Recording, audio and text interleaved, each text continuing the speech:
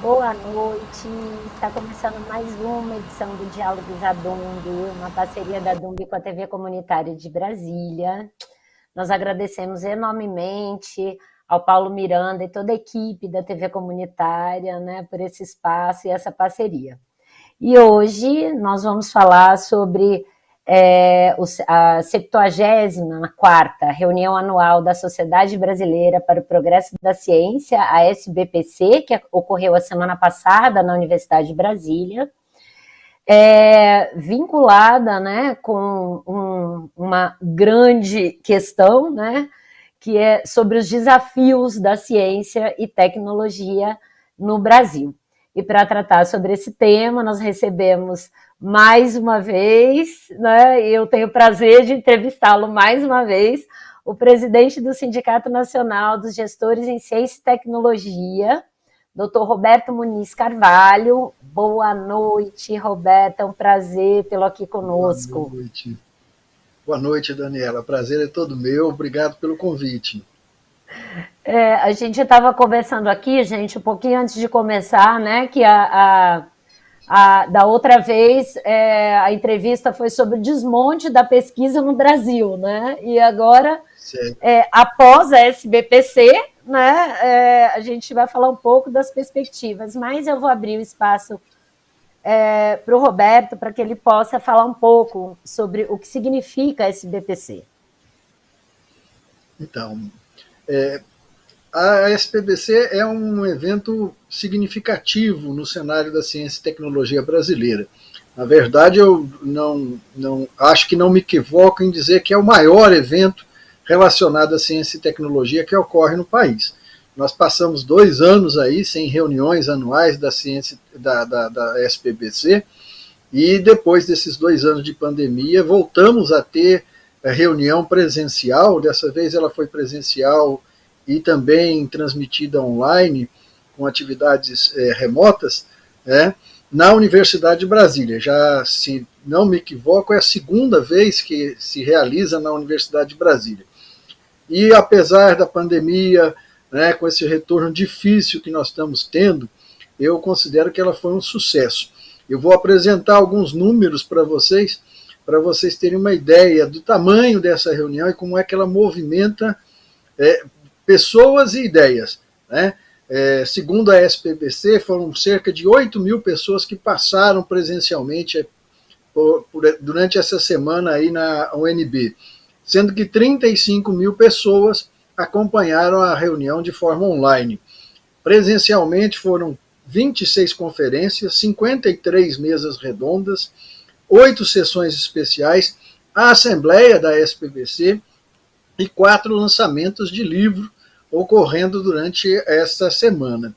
E virtualmente foram 109 atividades, sendo que dessas 109 atividades a gente teve 15 conferências, 26 mesas redondas, 14 minicursos e a tradicional sessão de posters, né? Foram mais de 221 trabalhos.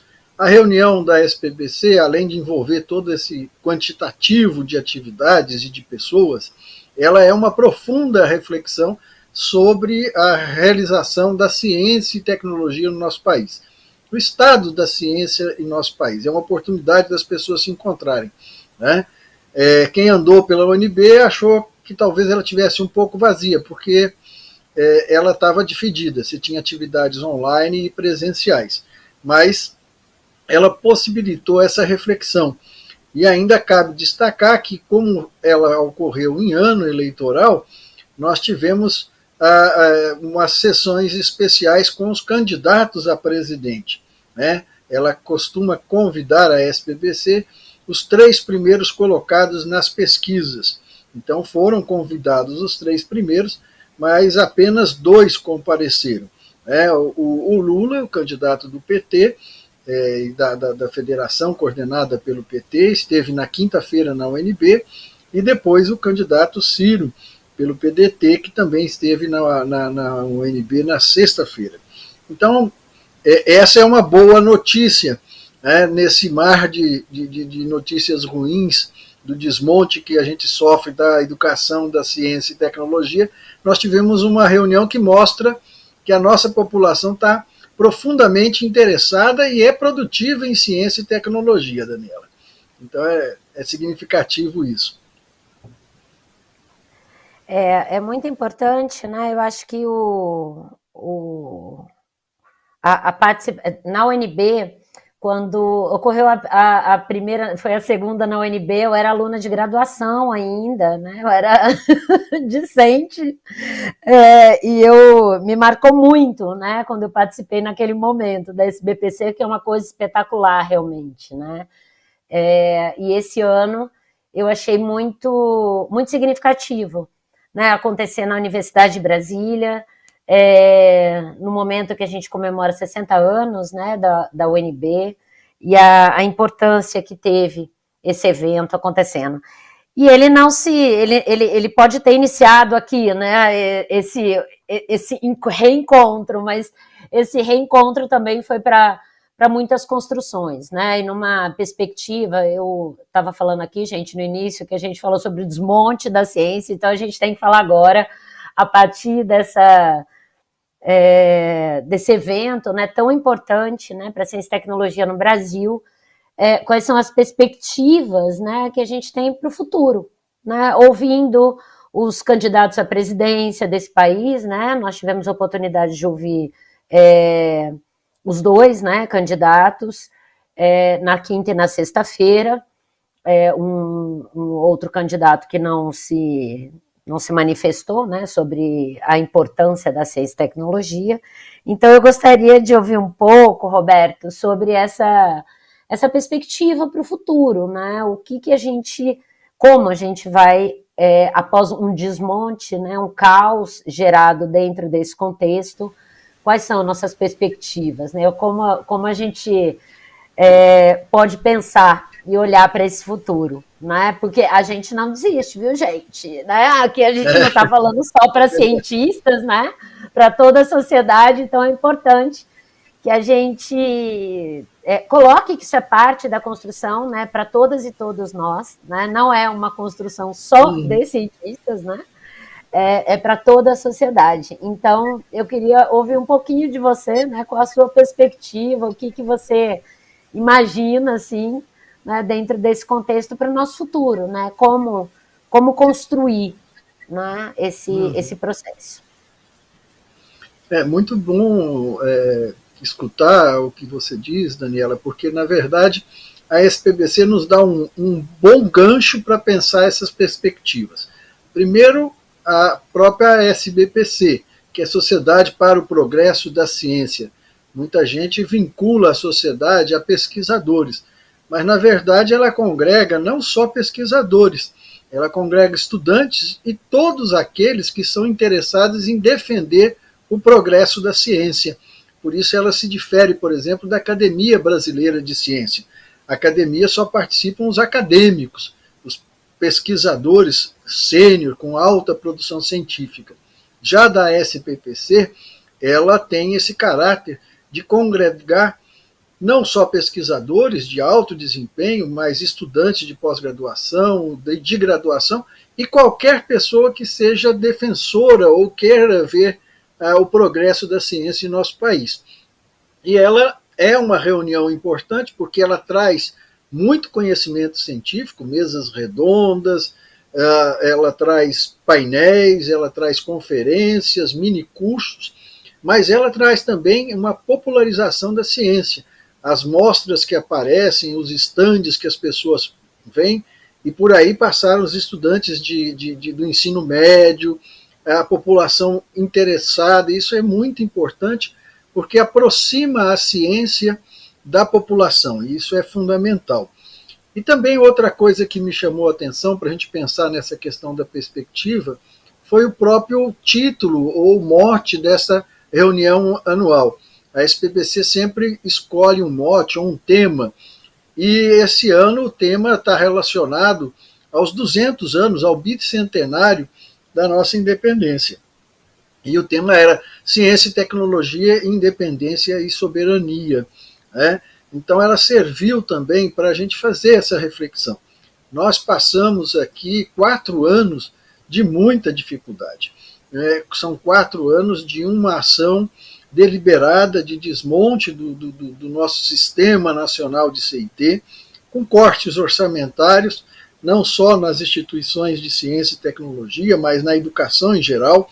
As universidades sofreram muito, ainda estão sofrendo muito, mas não é só a questão de orçamento, é também uma questão de investimento em laboratórios, investimento em pessoas, né? Ficamos sem concursos, a nossa população, a nossa comunidade científica está envelhecendo, não está tendo oportunidade para os jovens, né? Os pós-graduandos estão com as bolsas desatualizadas, valores muito pequenos, o que não atrai ninguém. Enfim, nós passamos um período muito difícil. E agora se abrem novas perspectivas. Esse ano é um ano de muita expectativa, para muita gente, um ano de muita esperança. E essa perspectiva e essa esperança, Daniela, andando aí pela UNB, circulando no meio acadêmico, científico, vem dessa possibilidade que vai nos proporcionar o processo eleitoral. O processo eleitoral permite que a gente faça uma profunda reflexão do que aconteceu nesses 4 anos e cria para nós a expectativa de mudança. Então, acho que essa é a novidade. Há muita expectativa de que a gente possa, com o processo eleitoral, ter uma mudança significativa nesse desmonte que vem ocorrendo. Esse é o principal, vamos dizer, é a luz que está aparecendo no final do túnel, né? Não sei se você gostaria já que a gente comentasse um pouquinho do que se espera, né? A comunidade chegou a fazer uma carta, né? A SPBC entregou uma carta aos candidatos que vieram à UNB, como a gente disse, veio o Lula e veio o Ciro, foi convidado o Bolsonaro, que sequer respondeu a convocatória, o convite da SPBC, e não veio à Universidade de Brasília. Aos 2 que vieram foi entregue um documento elaborado pela SPBC com as reivindicações que a SPBC formulou com as suas associações científicas filiadas, são mais de 33 associações científicas filiadas à SPBC, e entregou na mão dos candidatos a presidente. Além disso, foi feita uma assembleia ao final da SPBC e saiu uma chamada Carta de Brasília, que é o resultado dessa assembleia depois dessa semana intensa de debates e discussões. E, basicamente, o documento da SPBC, ele retrata o sentimento da academia, dos professores universitários, dos pesquisadores, dos gestores em ciência e tecnologia. Um primeiro ponto é a reafirmação da necessidade da democracia. Para se fazer ciência, precisa-se de liberdades. E a liberdade de expressão, a liberdade de pesquisa, a liberdade de escolher o que se quer fazer, ela vem com um sistema democrático. Então, a primeira afirmação é o compromisso com a democracia. O que se pede aos candidatos e ao futuro presidente que será eleito, ao futuro Congresso que vai ser eleito, é um compromisso com a democracia, né, com as liberdades democráticas que, no bojo delas, trazem a liberdade de pesquisa, a liberdade de cátedra, a liberdade de ensinar, né? Então, isso é um primeiro compromisso. Um segundo compromisso que se pediu aos candidatos é a reversão deste quadro de desmonte, né? Então, que se volte a ter a ciência e tecnologia como uma prioridade, que a gente sabe que a ciência e tecnologia hoje é um motor da economia mundial. A diferença entre os países mais desenvolvidos e os que estão em desenvolvimento reside basicamente no processo de produção do conhecimento, da apropriação desse conhecimento para gerar riqueza e desenvolvimento. A chamada inovação está aí, que todo mundo fala. Então, um compromisso com isso, né? Que se coloque a ciência e tecnologia como prioridade. E o respeito à coisa pública, porque no nosso país a ciência e tecnologia é feita fundamentalmente pelas instituições públicas, particularmente pelas universidades federais como a UNB. Então, inicialmente, essas são as perspectivas dos candidatos que se apresentaram, né? Houve o compromisso com esses 3 pontos mais gerais que eu acabo de relatar para vocês. Eu acho que foi bem interessante, assim, né? Primeiro, ouvi-los também, né? Porque é muito importante que a gente tenha uma resposta, né? Muito Sim, positiva nesse sentido, porque o desmonte de 2016 para cá foi enorme, sem precedentes, eu acho. Eu não vi nada parecido, assim, que eu, óbvio, não tenho tanta idade para entender todo o processo da história do nosso país, se houve alguma coisa assim, mas numa rapidez tão grande, né, num processo que a gente vinha de construção tão importante para esse país, a queda foi muito brusca. Né? E isso eu acho que a sim, gente não teve nenhum precedente na história, né? Não nesse sentido, assim, do desmonte ser feito, não porque não funciona, não, é porque deliberadamente era o intuito, né? Era destruir, era a destruição nesse momento que a gente está vivendo.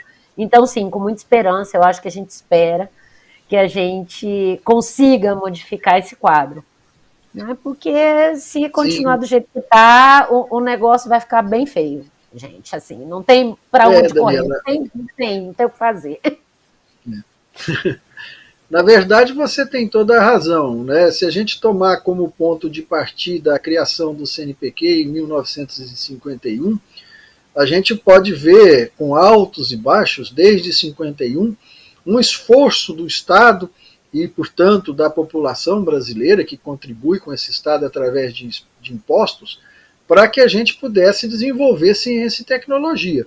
Eu digo com altos e baixos porque em períodos de crise econômica o investimento foi menor, mas sempre imperou a ideia de que se construísse um sistema nacional de ciência e tecnologia no Brasil. Essa mudança dessa mentalidade, dessa visão de que o país precisa de ciência e tecnologia, ela só foi revertida a partir do final do governo Temer e principalmente com o governo Bolsonaro. Né? Muita gente nos questiona, diz, mas por que eles querem destruir? Vocês ficam falando que quer destruir, não faz sentido. Não é que a gente está dizendo que quer destruir. Nós estamos dizendo que está acontecendo um desmonte e uma destruição. Isso nós temos dados concretos. E vocês podem sentir isso ao frequentar a universidade, ao perceber como é que estão as coisas para o lado da ciência e tecnologia. Mas, na verdade, isso não é. Muita gente pergunta, mas é ignorância do governo? O que é? O que a gente tem respondido, Daniela, é que, na verdade, essa visão ela corresponde a um projeto. É um projeto de país que já tinha sido anunciado e passou para muita gente despercebida no programa do candidato à presidência Bolsonaro. Ele já havia anunciado que ele queria dar um outro rumo ao sistema de ciência e tecnologia do país. Ele já havia dito que o nosso sistema tinha se esgotado. E, na verdade, o que esse pessoal acredita? Eles acham que fazer ciência e tecnologia não tem sentido, que é mais fácil ficar comprando tecnologia lá fora. Para que a gente vai ficar gastando em universidades públicas, no CNPq, nos laboratórios, se a gente pode ir lá comprar tecnologia que é desenvolvida pelos Estados Unidos, ou pela França, pelo Japão, onde quer que seja. Para nós, isso é uma visão muito pequena, porque tira a autonomia e a soberania do país. Existem coisas que nós não vamos encontrar lá fora, porque elas não respondem a problemas que são tipicamente brasileiros. Eu gosto muito de trabalhar com uma ideia para exemplificar e não me estender muito. A questão, por exemplo, das doenças que tem no país. Existe um conjunto de doenças que são chamadas doenças negligenciadas.